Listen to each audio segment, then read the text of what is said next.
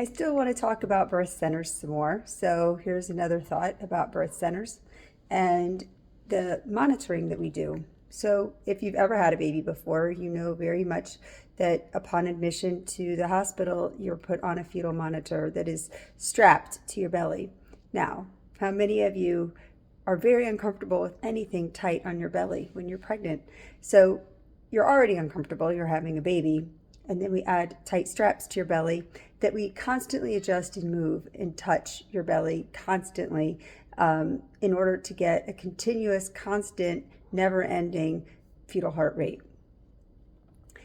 Intermittent auscultation of the fetal heart, which is another way to monitor heartbeats in labor, is very safe and proven to be as effective as continuous monitoring in low-risk women. So that means you don't have high blood pressure, you don't have thick meconium fluid, something that's complicating your pregnancy or your delivery, an epidural, Pitocin, like those things would require continuous fetal monitoring. But a spontaneous or castor oil induced labor, just a regular labor progressing normally, we can listen to the baby with a Doppler every so often, kind of closer and closer and more often as we get closer to delivery, but every so often. And this allows you to have no straps on your belly.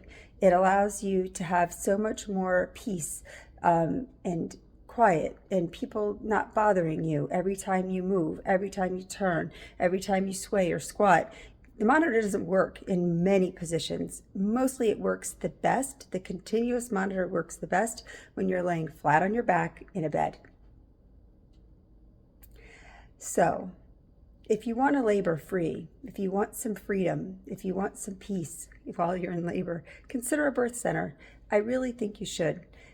We now have multiple birth centers in New Jersey.